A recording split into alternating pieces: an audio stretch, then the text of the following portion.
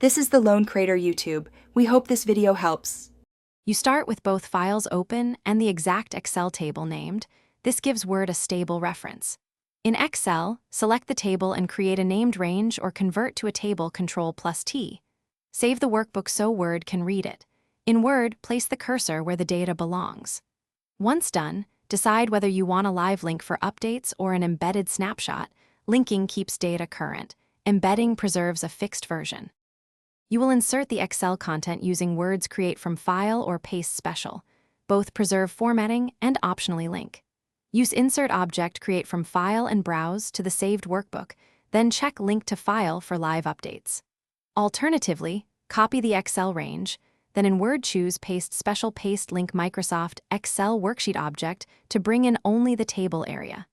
Make sure the table fits page margins. Adjust Excel column widths first. You finish by saving both files and testing.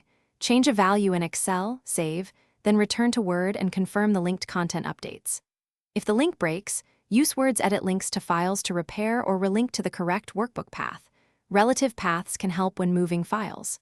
Make sure to choose Link and keep source formatting if you want Excel styles preserved. If updates aren't showing, enable Automatic Update or manually update from the Edit Links dialog. Thanks for watching. Consider subscribing if we helped you.